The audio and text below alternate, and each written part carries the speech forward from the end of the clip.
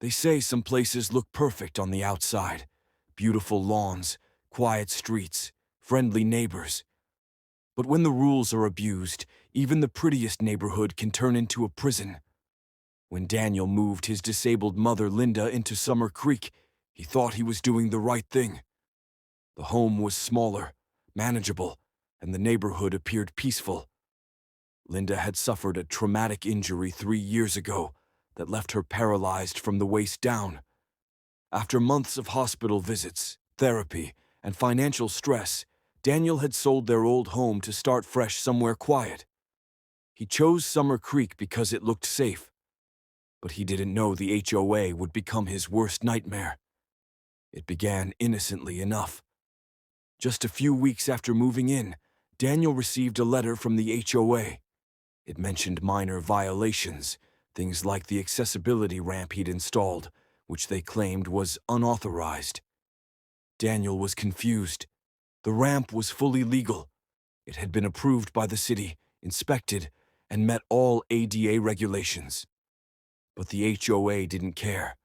They gave him 10 days to remove it or face a $100 daily fine.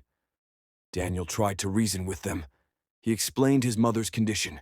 He showed the paperwork, the city permit, and even invited them over to see the setup. No one came. Instead, the next letter was more aggressive.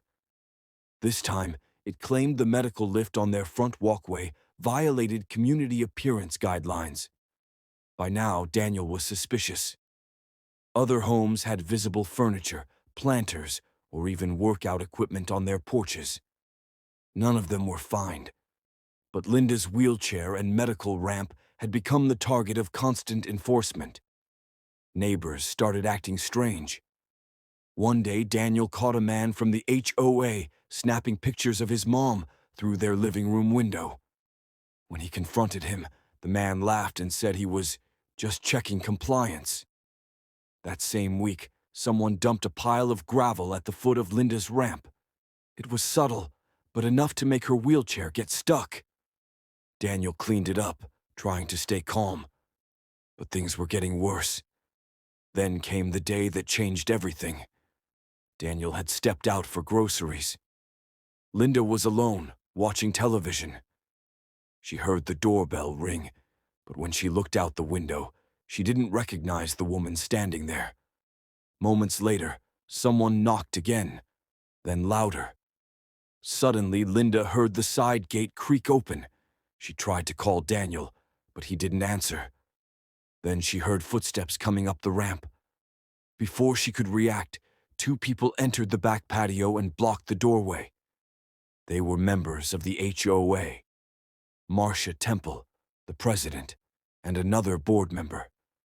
They claimed they had the right to inspect the ramp and that she was illegally occupying common space. Linda tried to explain that it was her home, that Daniel wasn't there, but they ignored her. Without warning, Marcia pulled a chain from her bag. A chain. Linda froze in disbelief. She couldn't move quickly, and the doorway was now blocked. Marcia stepped forward, wrapped the chain through the metal arms of Linda's wheelchair, and clipped it to a railing post. She said Linda was trespassing on HOA grounds. Linda, horrified and panicked, tried to shout for help. But Marcia just said, "If your son won't follow the rules, we'll take care of it ourselves." By the time Daniel returned home 40 minutes later, his mother was still chained. She was crying, humiliated, terrified. Daniel immediately cut the chain with bolt cutters and called the police. The officers took a report, but there was hesitation. It was a civil matter, they said. HOA disputes often didn't lead to arrests, but Daniel wasn't backing down.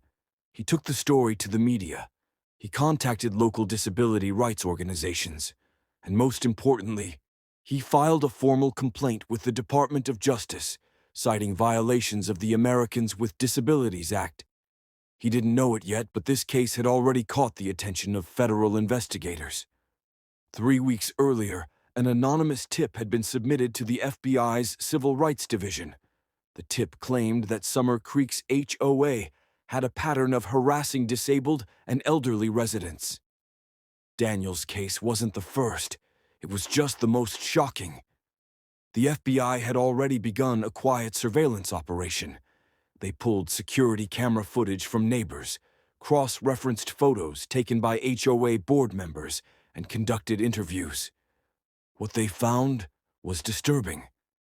Over a dozen incidents were logged where HOA members used force, intimidation, or illegal fines to pressure homeowners into selling or abandoning their homes. Many of the victims were elderly, disabled, or financially vulnerable. Some had already sold their homes at a loss after months of harassment. Others had simply disappeared. The FBI's investigation deepened. Undercover agents posing as prospective homebuyers attended HOA meetings. What they witnessed was chilling. The board frequently mocked residents, discussed targeting those with unusual modifications, and even strategized how to file false complaints to drive out problem homeowners. Linda's name came up in one recording, where Marcia called her a burden to the community's image. One HOA member had even created a spreadsheet ranking homes by how much they damaged neighborhood value. Linda and Daniel's home was ranked number 2. Their violation: a visible ramp and a wheelchair parked in the driveway. With evidence mounting, the FBI interviewed Daniel discreetly. He was shocked. Until that moment, he didn't know the harassment had stretched beyond just him and his mother. But now it was clear. This wasn't just about his family. It was systemic abuse. As investigators gathered statements and testimonies, they discovered 3 former residents who had filed complaints years earlier, all ignored or buried by local law enforcement. One woman, also disabled, had been fined nearly $20,000 for installing a chairlift. Another elderly man had received 43 violation letters in 6 months. A third family was evicted under fabricated violations and ended up homeless. The FBI decided it was time to act. They coordinated with the Department of Justice and issued sealed indictments. The charges included civil rights violations, extortion, conspiracy, and abuse of authority. But first, they needed one final piece of undeniable proof: a direct confession.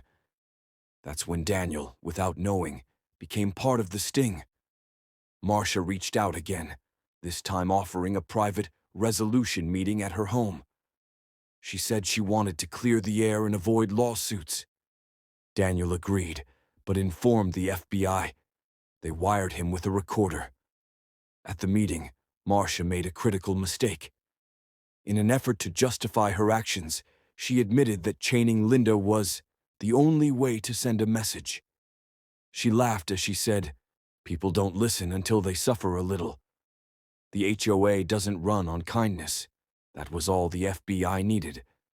The following morning, federal agents raided the HOA office, seizing documents, phones, and financial records. Marcia and 2 board members were arrested. Several more were subpoenaed for questioning. Residents of Summer Creek watched as their once feared HOA crumbled in public. If you found this story powerful or eye-opening, don't forget to hit the like button, leave a comment with your thoughts, and share this video with someone who needs to hear it. And for more real-life stories and investigative content like this, make sure to subscribe to the channel and turn on notifications so you never miss an upload. Thanks for watching.